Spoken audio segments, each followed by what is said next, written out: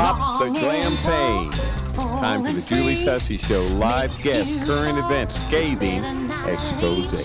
The original suburban bombshell, the big blonde baby, giving you the fastest, funniest, most informative 30 minutes of your life. And now, here's Julie Tussey.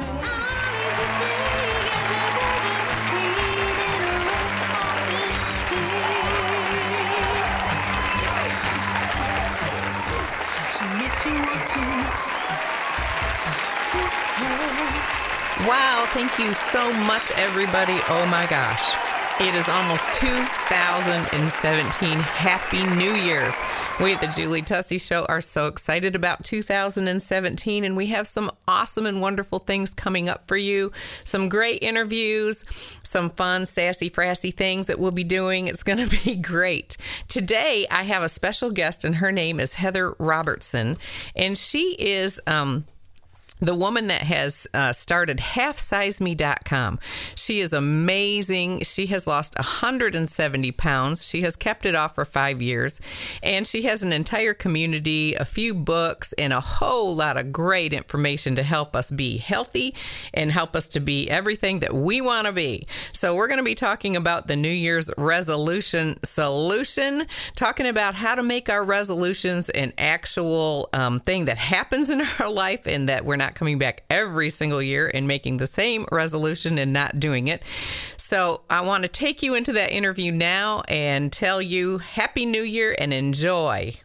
I am so excited to have you here today, Heather. I have been telling people in the podcast that you're coming. Thank God you said yes. No, not really. I always tease everybody, and I'm like, I want a name drop, but I'm trying to be integral. That's funny. Yeah, so by the way, everybody, this is Heather Robertson from halfsizeme.com, which I've told you about her for a couple of months, and I stumbled onto your halfsizeme.com website, and that's how I found you. So welcome, Heather.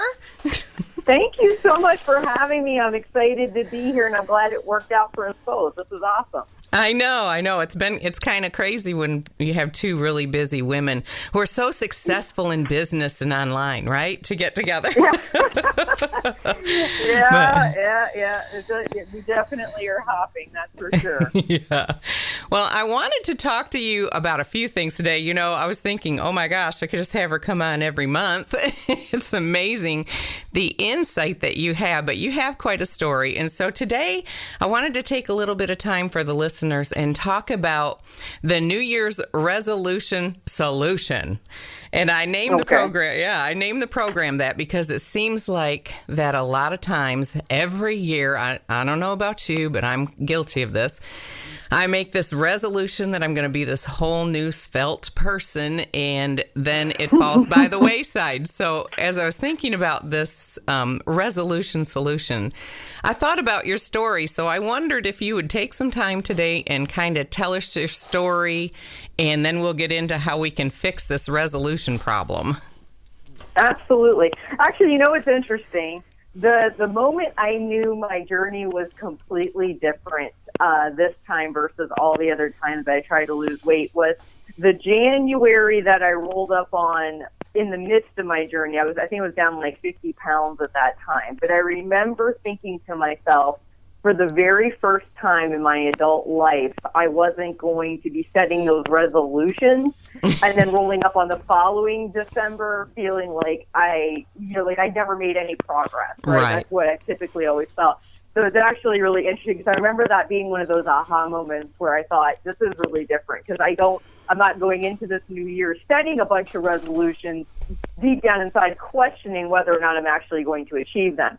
So my journey actually started as a young child. The only times I would say in my life that I was what would be considered a normal weight was probably up until about third grade. And then from third grade on, I just was putting on quite a bit of weight. I remember getting a physical to move down to Florida with my family, and I was 160 pounds and in the fifth grade, so I was... Wow. I was gaining weight at a pretty good clip. Once I moved and got to middle school, I know I was tipping the scales at 200. pretty much all through high school, between 200, 225. And deep down inside, as a girl, experiencing all that, all I really wanted to be was normal. I wanted to be able to go buy clothes like my friends did. I wanted to be able to sit in a seat, with the desk attached and be able to not get stuck in my gut. I just wanted to feel normal. And so, of course, what does most teenage girls do? Unfortunately, they do very drastic things to get that, experience. And that's what I did. I did a very drastic thing, which I would never recommend anybody do. And I lost 80 pounds in 6 months. And so that was my first experience, where I felt somewhat of success with weight. And I was at what was a considerably normal weight for myself. But there was a problem. So I did drastic things to lose the weight. And the whole time my grandmother, who had lost weight herself and was maintaining, would say to me, Heather, how are you going to maintain this? Like, the way you're doing this isn't maintainable. And I was a 16 going on 17-year-old kid. I didn't want to listen to that, right? No. I wanted the results, and I wanted them 2 years ago. She couldn't say anything when I was in that mindset to convince me. So I just kept barreling ahead, and I kept hearing her words, but I never really got what she was saying until I went to college. When I went to college, it was a painful task to maintain that weight loss because I was doing it with over-exercising. I was still binge eating and trying to deal with all of that while going to college full-time and working full-time. And what I started to do was pile the weight back on. And I easily, through my 20s, all the way, up until my early 30s, I was tipping the scale usually between 250 and 290. That was usually where I hung out. And it wasn't until I had I went to go to my first OBGYN appointment in 2006, where the doctor said, you're pregnant. And this was great because I was married and, I really wanted children. That was what I really always wanted. But he goes, what's the heaviest you've ever been? And I said, well, the heaviest I've ever been is 290. He goes, well, that's the weight you're starting at with this pregnancy. And that was really crushing to me because the thing that I had always wanted, to be pregnant, to have a child, to be a good mom, was now, I felt like my weight was impacting that experience. And my weight had impacted everything. I mean, I didn't play sports. I couldn't do all the things my friends did. Dating, I wasn't really into dating because guys didn't want to date me because I was, heavier, and I really didn't put myself out there. Like, all these things that my weight held me back from, now it was impacting my pregnancy. And I just went home and sobbed. I was just crying and just really upset. And I made a decision then, not that I took action on it, but I made a decision then that I was going to change things because I knew this kid, I was going to be the role model for this child. And they were going to look to me for an example of how to be. And I could not tell him in good conscience, don't eat that extra slice of pizza. Here, have some fruits and veggies, knowing that I was downing a half of a New York-style pizza easily in one sitting and then eating a half a gallon of ice cream afterwards. Like, my actions did not go in line with what I would tell him to do. And that would have made me feel so hypocritical. So I couldn't do those things. So I knew at that moment things had to change. So once I had him, I did start to lose weight. I think I dropped like somewhere around 20, 30 pounds, but I got pregnant almost right within 5 months of having him. I was pregnant again. And so then I was a little bit lighter than the first go round, but I still wasn't where I wanted to be. And so I had my second son. And then I started working on it again. And then I got pregnant a third time. And so after the third time, we were like, okay, that's enough, right? We're not doing it anymore. And I really got super serious about my fitness. I got super serious about making a habit change. And I decided to approach my weight loss completely different than I had ever approached it before, because what I knew was all through my 20s, I had yo-yo dieted. I had done the New Year's resolution thing, hence the discussion we're having today, where I said, you know what, I'm going to lose 100 pounds this year. Well, that's a great, worthwhile, ambitious goal to set for yourself, but how the heck are you going to do it? Exactly. And how are you then going to keep it off? Because what I had learned, keep in mind, is I had learned the painful reality of packing that weight back on. People cheer for you when you lose weight. Right. When you gain weight back, it's crickets. You don't hear anything.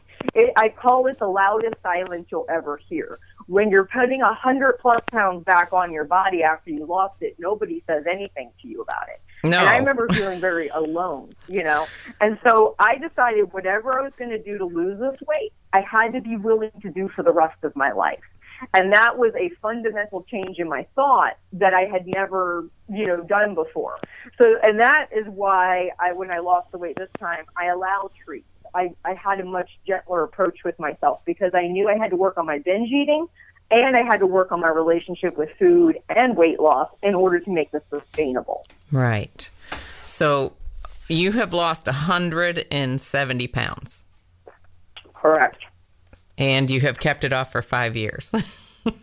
Yeah, I've kept it off since 2012. It'll be 5 years this January. See, that's amazing to me. And I've been following you. I'm part of the community, the Half Size Me community on Facebook and online, and been listening to some things. But this approach of losing weight in a way that you can maintain it, it was completely new to me. Can you believe that? Mm-hmm. I'm the same way. All the yo-yo stuff, you know, in your 20s, you can starve yourself and you don't kill people because you feel so ornery and crabby and terrible.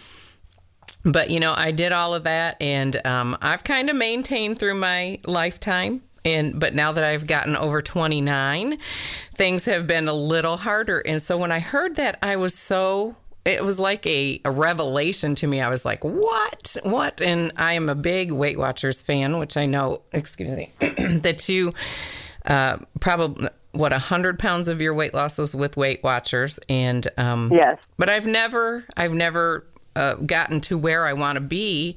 But one thing I liked about Weight Watchers was that I felt like it was something I could live with when I did do it. And so as a result of all of that, I ordered your book, The Art of Maintenance. And I read that, and wow, that blew my mind. So I think you're really onto something here if we can get people to know this kind of a mindset with losing weight in a way that you can maintain it. Because, you know, the thing that I've gotten from what I've heard you say too is that if it takes a week, it's going to come back in a week. And if it takes you a year or 2 years, really, what is that out of your lifespan to make a change? And you are definitely a person who has made this change. So what brought you to making the halfsizeme.com and all of that? How have people found you? So what happened was once I got my weight off, you know, my husband noticed whenever we would go to social gatherings, I pretty much only ever talked about one of two things. One was health, weight, and just general improvement in that regard. And the other was homeschooling. And he said to me one day, he goes, you know, you should do a podcast. And I said, what? And he goes, yeah. You know, he was already podcasting. He does one on movies and all that kind of stuff. And he's like, you should do a podcast. You would be really good. And he goes, you always talk about these things. And he says, and everybody would benefit from hearing this. And I said, honey, you know, he's completely oblivious to the diet culture that exists. Like, first off, he's male. Secondly, he just doesn't immerse himself in it, so he really doesn't know. He knows what he knows, and I know what I know. And I'm looking at him going, are you kidding me? I'm like, do you know how many weight loss blogs are out in the world? Do you know how many people are telling people? And he's like, yeah, but he goes, nobody's going to do it the way you do. And he says, you've got a unique gift in the way that you talk to people when you break things down and you teach and everything. And I said, okay. I said, look, I think it's kind of crazy. I said, because I don't think anyone's going to care or everyone's going to say, I've heard all this before, but I'll do it. You know, I'll try it out. I'll give it a try. I was scared to death, didn't want to do it at first. And so, you know, but we started podcasting. And then what we started doing is getting responses. People emailing, people leaving comments, people leaving iTunes reviews, all saying, wow, I really needed this information, or I need to hear. And for me, when I had 170 pounds to lose, I literally felt like somebody was sitting on my chest. Like the pressure to lose that amount of weight felt so huge.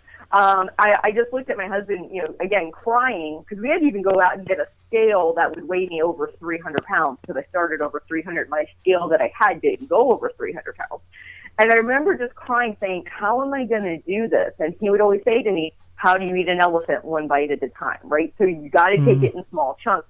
But because I had so much weight to lose and I felt so overwhelmed by the process, I was constantly looking for other success stories of people who had lost a tremendous amount of weight and looked normal and didn't necessarily, that were happy with what they had done, that were keeping it off.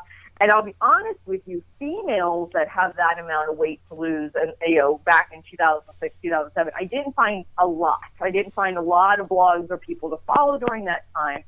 And so I would just, that was something that helped me. And so I said, you know what? If I do something with this show, paying it forward the way that I would have wanted somebody to help me, it would be to interview people of all different, losing all different amounts of weight in all different ways, because there's two things that are important. One, we need to know that this is possible. If it's possible for one, it's possible for all.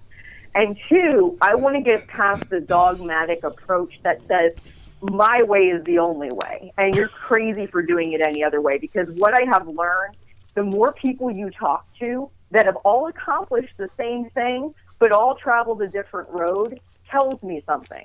It tells me that a lot of the marketing that goes on out there is just that it's marketing. It's not truth. Right. And people get so caught up in, how do you do this? They miss the big picture. And they don't see that it's really about your mindset. It's your mindset that's the issue. It's less about, do you track calories, do you track points, do you track macros, are you on a low-carb diet or a high-fat diet or a high-protein diet? All of those things are the nuance. That's the particular way that works for you. But what affects all of us is the mindset. It's the staying motivated day in and day out. So I wanted to make a show that removed excuses, gave people hope and possibility, to where when they get overwhelmed with all of the do this, don't do that stuff, they can go, wait a minute, let me use some logic and reasoning here. If all of these people lost all of this weight using various different methods, and you're telling me this is the only way I can do it, be successful, I know that's a lie. And I know I don't have to buy into that. And there are tons of ways I can do this, and it's just about me finding the right way for me. So that was kind of like what motivated me to do the show. From there, it just blossomed. It became more and more people following, more and more people listening, more and more people telling me what they needed and wanted. And then that's kind of how we grew our platform to offering up things like books and now the community and courses. Because what I've learned is if people need to hear this continuously to almost retrain their brain to think differently about this to where it is sustainable for them. Exactly. And I think that's the number one thing that I've taken from it, because I see that other members are doing, everybody does something different to lose weight. Yeah, everyone that's on there has a different mindset. I see some of them post, but because Heather said I shouldn't. I shouldn't think this way, and I like that because it's a strong and powerful influence. And I do believe that we have to have that to have a change. We have been so conditioned, like you said, by the 17-day diet fix and the 21-day and all of these things, that this is the only way to do it. But after doing all that for years and it doesn't work, we've got to change something, and it's got to be our mind first. So that was one of the great things that I found about what you're doing. And oh my gosh, I think that you have probably grown a lot faster than you expected, didn't you? The half-size me. Yes, we did. Yeah, my husband tracks all of that information, but he constantly is coming back to me going, can you believe how many more people are listening?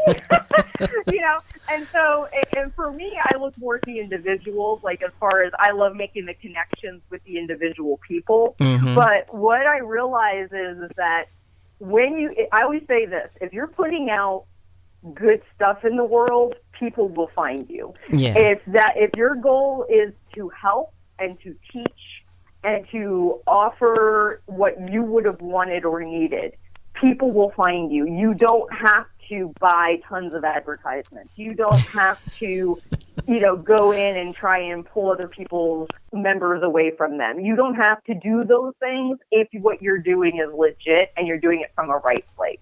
Right. And so that's kind of what I just kept my eye on that prize. Like if I do everything from the standpoint of what would have benefited me, and I work my tail off to try and help as many people as I can, all things and all good will come from that because it is good. And that's kind of how I view everything I do in my life. I say what blesses one blesses all. Mm-hmm. So if what I'm doing is offering up help to others, I can only be blessed by that. And that's, how I see that is how I see that. But I think that we tend to say, what can I do to get people to listen to me or to like me or to follow me or to get so many followers? But if really your focus is on that, you're not putting out the good content, which would bring those people. It's also the same philosophy I have about weight. If you're doing all the habits, the weight will fix itself. If we just obsess about the scale, but we don't do the habits, well, then how is the scale going to move, right? Our attention needs to be on the daily actions and the things that we want to represent in the world, less about outcome. The outcome will adjust itself accordingly. Exactly. Very, very good point. Well, we're going to continue to talk some more with Heather Robertson from halfsizeme.com in just a moment. We'll be right back. Connect with us on social media at facebook.com, The Julie Tussey Show, home of the original suburban bombshell. Health and beauty are synonymous, and when you find a place that can help you accomplish those two things in your life, you have really found a treasure. The skincare experts at Beautiful You Medical Spa are waiting to help enhance your natural beauty. You have got to go and enjoy their relaxing, full-service medical spa and friendly staff. Book your first facial today for only $45 when you tell them that Julie sent you. Beautiful You Medical Spa, because everyone deserves to look and feel more beautiful. And we're back. We hope you enjoyed that. We got some awesome things going on in the Julie Tussey Show. And today we are with Heather Robertson of halfsizeme.com, one of my favorite people in the world. She doesn't even know it. Heather, we've been talking about some great subjects. I wanted to ask you a couple of questions, though. I had written down, but it's probably not anything you can elaborate on because you're teaching us that it's not about these things. But was there any secrets or tricks that you had to stick to your plan when you were losing your 170 pounds? So if I'm going to give you some practical nut and bolt kind of things to take away, the first one is that I accepted the fact that I loved treats and that they had to be a part of my day. Okay. So in the past, I had always had the mindset of, Heather, you're not going to have this. It was kind of a punishing, shaming thought, which is you're heavy, you don't deserve these things. When you get the weight off, you can have them again.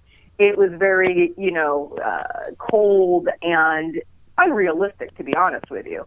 And it wasn't until that real pendulum shift happened where I said, you know what? No, let's take a look at what's really happening here, that self-honesty piece.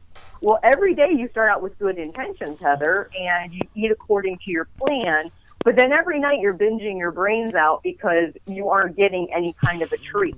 So I started to proactively put treats into my day every single day. So when I would lay out my food plan, there was a treat every single night, whether it be a simple ice cream cone or just anything that would have helped me make it through the day. So I got honest about it, and I started prioritizing treats. I also finally bit the bullet and started to become a diligent tracker, because what I realized was when I was doing, and I'm using air quotes here, good, I actually tracked everything. When I was doing, air quotes, bad, I stopped tracking. Mm-hmm. And I was, in that moment, I said, you know what? If you stop viewing your food choices, going back to the judgmental piece, which judgment is a big issue around weight loss. We like to judge everything we do. We ate good, we didn't eat good. Right. This is a good food, this is a bad food. I don't do that because I know that that's sabotaging. So what I said to myself was, Heather, all food is food, and you chose to eat it. So now you just have to document it. And it was almost like my get-out-of-jail-free card. When I gave myself permission to eat whatever I wanted, as long as I tracked it, mm-hmm. I was good. And I really made peace with that. Whereas in the past, I had such a judgment on everything, and I was so cruel to myself about it, that I just felt like it was better not to track at all when those bad moments happened. But the problem was there was no consistency, and I wasn't really learning anything about myself. When we stopped journaling, it's less about the accuracy of the food that you're eating, and it's more about paying attention to your habits. So if you notice every time you have a Snickers at 2 o'clock in the afternoon, that day is the day you stop tracking because you end up binging all night, and Snickers at 2 o'clock seems to be a consistent trigger for you. You want to know that. But you're not going to know that if you stop tracking every time it happens, right? Right. So it's kind of like we want to turn a blind eye. So I got really, really honest with my tracking. I let go of the judgment around my food choices and just accepted all food as food. I call it fun food and food that helps me work towards my goals, right? But I don't view it as being a bad or good thing, okay? Yeah. It just is. So the honest tracking. And then the other thing that I really started to work on was retraining my mind. So often we allow our mind to just kind of run amok. We let it just do whatever. We don't really control it. So we feel something and then we take action on it. Whereas what I had to do with my mindset was actually start to say, okay, I feel something. What does that really mean? And question it. We just, and we do this all day long. I mean, there's every single moment of every single day, whether it's weight loss related or not, we feel something and then we allow that to impact our decision. Right. Whereas what I had to start doing was actually talking back to myself and actually opening up a line of communication where I said, okay, you feel that, but do you have to act on it in this way, or is that legitimately real? Like, can we dissect that and find out where there might be a pitfall or where there might be something that you're missing here? And I was forcing myself to control my mind because here's the thing. You can have the best calorie point target in the world and you can have the best workout and the best personal trainer, but if you don't harness the power of your mind and you don't start to actually question the things that you think and you don't start to look at things from a different perspective, you will always repeat the same cycles. And what the cycles that you repeat have gotten you to where you are now. Those consistent cycles you're in, something happens at work, you feel bad, you go home through the drive-thru, you pick up the fast food, you polish it off with a half a gallon of ice cream. If that is your pattern of behavior, you have to become aware of it. So where it all started was back at work when you started to feel bad. If you don't stop and question those things and pay attention to your mind, then you will always find yourself being the victim of that cycle and habit, the habitual cycles that you are in. So I had to be aware of that. And so that meant me really starting to pay attention. And what I would do every morning is I would set what would be 3 kind of focal points. Like, what are the 3 things you can do today, Heather, to get you to your goal? And maybe it was go for a 30-minute walk. Maybe it was track all my food. But I had to only set goals, and this is important. I really want everyone to hear me on this, especially because we're talking about New Year's resolution. I didn't say that me at 290 pounds was going to go out and run 3 miles. Okay? I never set those kind of crazy, unrealistic goals. For me, getting out and walking 15 minutes, I would set the bar very low. I'd say, okay, Heather, your goal is to get out and walk 15 minutes. Now, could I exceed that? Absolutely. But I had to set a low enough bar that I knew I could meet because most of my life I set myself up for failure because I set the bar far higher than I could ever reach in that moment, not for the entirety of my life, but in that moment. So I had to bring the bar down and say, okay, maybe today my best is I can guarantee I will track breakfast. When I did it, I would initial off and date it. I began to build self-trust by doing that. Because for so long, going to New Year's resolutions, I would say, this year I'm losing 100 pounds. And guess what? The next December rolled around and I hadn't lost the stinking ounces. Probably I gained weight. So I didn't have a whole lot of self-belief in my abilities to do this or self-efficacy.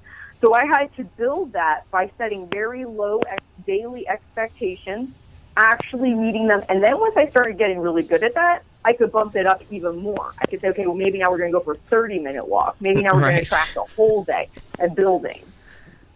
Wow, that is awesome. Some very, very good information and a lot to think about. And I think that these are the things that could make the New Year's resolution solution successful because wouldn't it be awesome 1 year from now to actually be at goal or close to your goal and not set a resolution? concerning your weight. I mean, that's just amazing. And the truth is, Heather, it is so true that it's all really starts in your mind, because you can have so many things, so many ducks in a row and so many things in order. But if you're constantly being, quote unquote, like you said, good or bad, or judging yourself or self-sabotaging, it's just terrible. You will not get where you are, and it's all really in our minds. So I think as women, I know there's lots of men losing weight too and listening, so you can be included in this, but I think especially women are very, very hard on themselves in this absolutely. way. Yes, and I can look back over my life and see that I have set my expectations way too high. And you probably did this too. Even when you're 20, you think you look like you weigh 500 pounds and you're a size 5. And we have this perception from diet books and this perception from magazine covers and this airbrushing that goes on the models and all of these things of what we're supposed to be.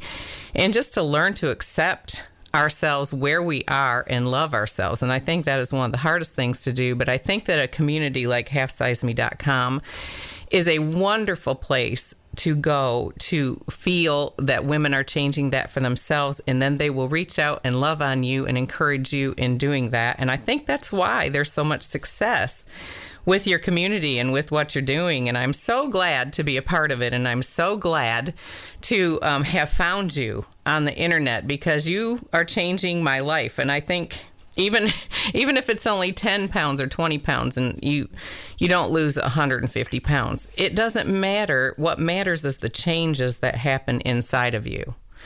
And absolutely. Yes, and it will help you have a better life. I mean, if I can learn to accept myself where I am, I'm going to be more compassionate to accept other people. But when we as women feel like we are constantly struggling and falling short in areas, and especially in this area, the body image situations and all of these things and these negative emotions that come, it makes us not be who we are created to be and who we can be. And so I'm really big into this thought process that I'm now learning from you, and I do believe it's setting me free, because I know, and it's awesome. I'm not the size that I want to be, and I can see now after all these years that I have habits of how I degrade myself because I don't look like that magazine cover, but yet I stand up on a stage and sing in front of people, and I have my own talk show now, and this shame that you feel, I can relate with all that. But if I can just get free to accept myself where I am, I think that I will change. So it's kind of deep. Oh, absolutely. Well, and I just want to follow up with what you said there, because I think this is really important. I want every woman to think about something. Every year that you've attempted to lose this weight, all right? So just think about it. Like, let's just say you're 40. Let's say the average listener is 40. And let's say for the last 10 years, this has been on her mind, and every year she's thought about it. The eye-opening moment for me was when I realized, having my first son at 30, that if I had lost just 1 pound, 1 singular pound per month for the entirety of my 20s, I would have been down 120 pounds. Wow. I would have been, just think about that, right? Yeah. But I was so obsessed in my 20s, I got out my calendar. I said, okay, I'm going to lose 5 pounds every week. That means I'm going to have my 100 pounds off by this date. Like that was my mindset. And I know a lot of people can really, resonate with that. But it wasn't until I let go of that and I said, I could have been 10 years, had 120 pounds off. And in that time, I somehow managed to gain 40 more. So imagine for a second that you approach this year totally different. And you say, I am actually going to look and see what habits I have that I'm willing to change without resentment. The resentment piece is important. If you love Coke, if you're drinking soda right now, and you're like, I am not going to completely give it up, or I would do it for a temporary time just to get the weight off, but then I would bring it back in, then if that habit doesn't stay modified, the weight won't stay where you want it to be. So it would be better for you to say, would I be willing to let go one of my Cokes this week? Maybe add in an extra glass of water. Maybe go for a 15-minute walk. Look at the habits you're willing to modify. And if you just lost 1 or 2 pounds a month and you are down 24 to 50 pounds by the end of the year, and you repeat that, within 2 to 3 years, most of the listeners would have all the weight off that they wanted to have off. They wouldn't have done anything drastic or crazy. They wouldn't be sitting there 3 years from now saying, I really am going to do this 100 pounds this year. They'd be done. But we have to change our mindset, and we have to stop buying in. These people who sell diet books, programs, supplements, they know what to feed on. They feed on our weakness. They feed on our need. I always say we have crock-pot bodies and we live in a microwave world, right? Our body is not equipped. I mean, let me rephrase. It will drop that kind of weight in 17 and 21 days. It is possible. I'm not going to say it's not. Right. But what I'm also going to say is it will come back that quickly or more. Exactly. So what you want to do is you want to revamp your thought and say, and one of the things I'm going to give this key too, when I finally approached it with a different mindset, I stopped buying all of the magazines and the diet books. I had a whole collection of diet books. I would lay in my tub, I would read them, and then I would be like, Monday I'm doing the diet, right? Like, this was my mindset. I stopped buying them. I stopped spending my hard-earned money on those things, and I said, you know what? I'm putting blinders on, and I'm focusing on my habits, and I'm focusing on my actions. That's what I became laser focused about. Because what I realized was all of those things, those programs and quick fixes, they're a distraction and a shiny new object to get my attention away from what I actually have a control over, which is my daily habitual practices. So I'm going to encourage people who are listening to this, look at how much time you've spent on this and how many New Year's resolutions you've done about this, and say, if I were to actually do this differently this year, how would that look? Exactly. Oh, that's so good. I'm getting so encouraged, and I was thinking, all of those diet books, I have my own collection also. And I was actually thinking about dropping them at the library or something, but I just don't know if I want to do that because they're almost like heroin to my diet plan and my lifestyle plan. Should I share the joy of this? No, I don't think so. But they are kind of like that, they're like that. Yeah, my husband has gone totally minimal. So what he has me do is if there's something I don't use or I think I could get rid of, we put it in a box, we tape it shut, we put the date on it, and then if it sits out in the garage, I think it's like 3 months. If it sits out in the garage 3 months and I don't go out and pull it, then we know we can donate it.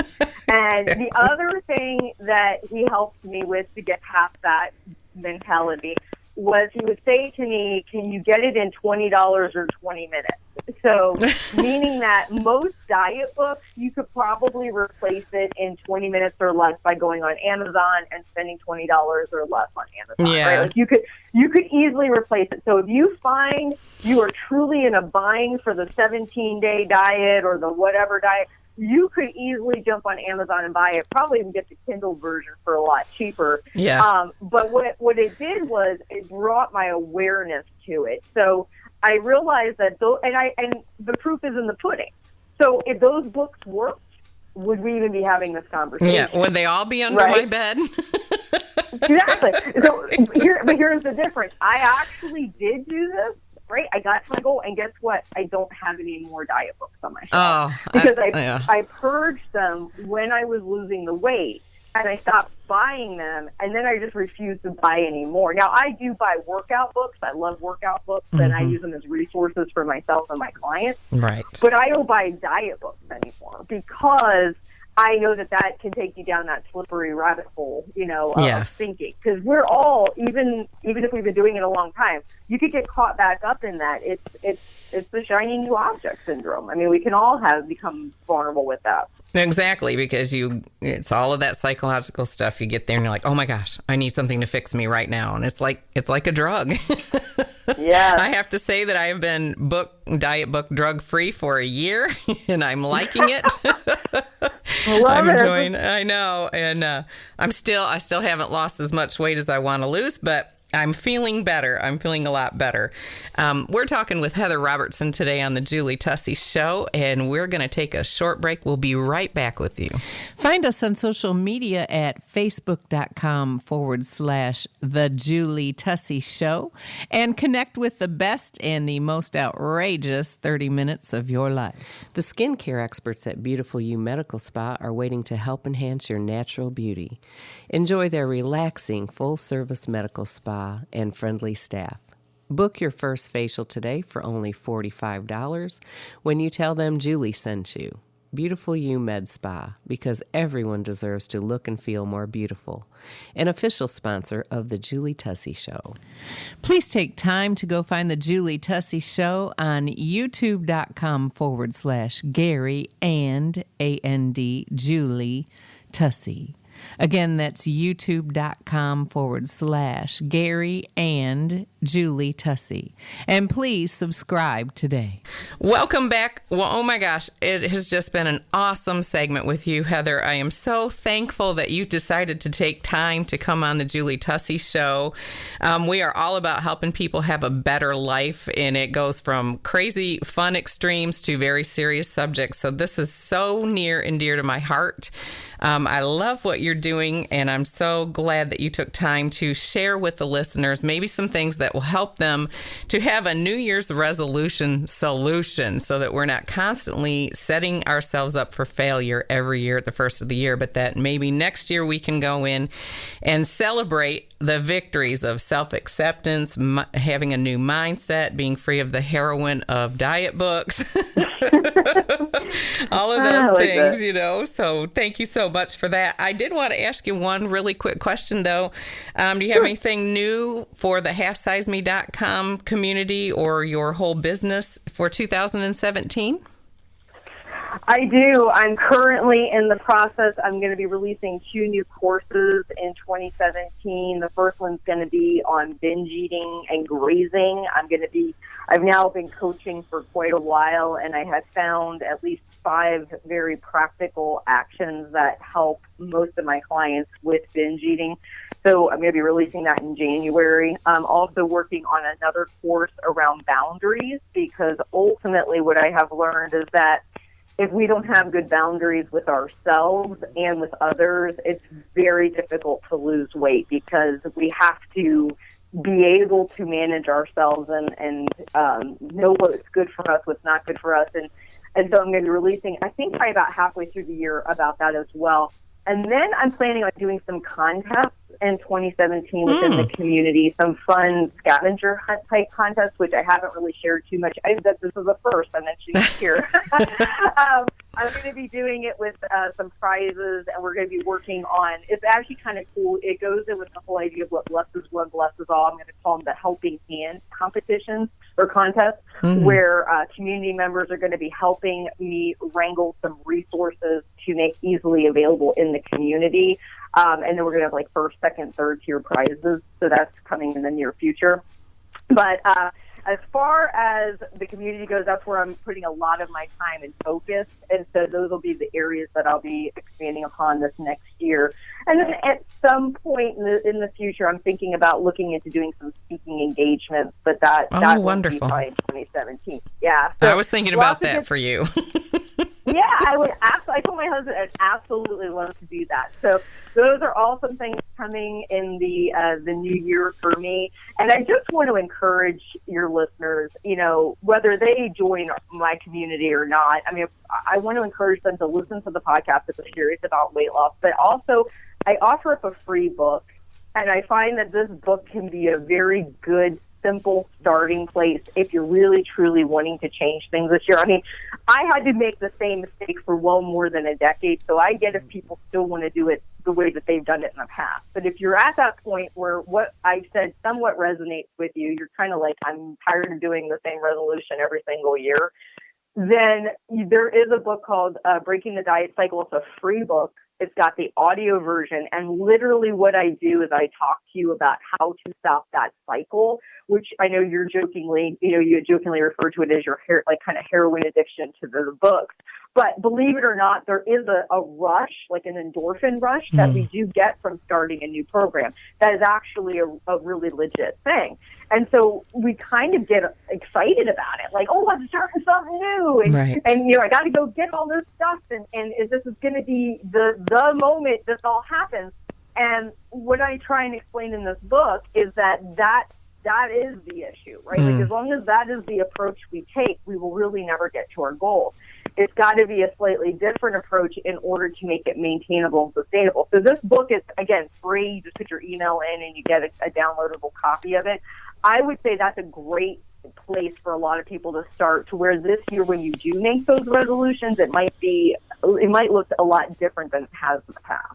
Oh, that's awesome. I think I'm trying to listen to that book. I'll have to go back through, and I listen to you all the time when I exercise and when I'm putting on my makeup, which is a long time.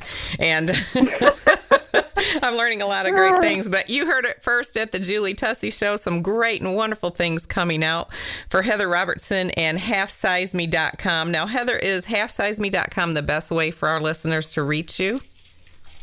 Absolutely, yeah. If you want to email me directly, there is a contact tab form on there. You can do that. If you're interested in one-on-one coaching, there's a work with me tab. You can fill out my survey. If you're interested in the community, there is information there for that as well. There's a free podcast. We've done now well over 250 episodes. That's over 250 hours of listening to me talk about this stuff. So I love it. It's on my iPhone too. I just push the little icon and I'm right there. I love it. Yeah, iTunes and Stitcher Radio. You can find me there. And like I said, the free book that I mentioned, The Breaking the Diet Cycle, if you just go to the website, halfsizeme.com, there'll be a pop-up on the top with a picture of a scale and a woman. If you click on that, that's how you access the free book. So that's all right there at halfsizeme.com. Well, wonderful. Thank you so much for being with us, Heather. We really, really appreciate you. I appreciate your heart and all your hard work and the changes that you have done in your life, and now it's causing change in other people's lives. It's just wonderful. Thank you so much. I want to. Oh, thank you. Thank you, Heather. I want to thank the listeners today. We appreciate you listening in. If you know someone that this would benefit, please share it and make sure that you subscribe to the Julie Tussey Show on Facebook and on YouTube. I also want to thank our sponsors so much for all that you do for us and for combining your energies and ours to help the lives of other people. Happy New Year, everybody. And remember, you only get one life. Live it to the fullest. The skincare experts at Beautiful You Medical Spa are waiting to help enhance your natural beauty. Enjoy their relaxing, full-service medical spa and friendly staff. Book your first facial today for only $45 when you tell them Julie sent you. Beautiful You Med Spa, because everyone deserves to look and feel more beautiful. An official sponsor of the Julie Tussey Show.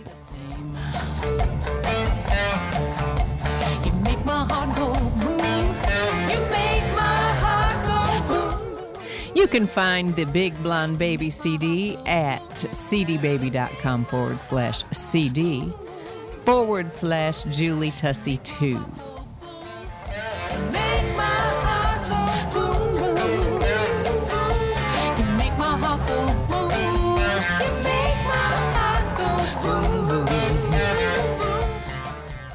If life is my oyster, darling, pass the hot sauce.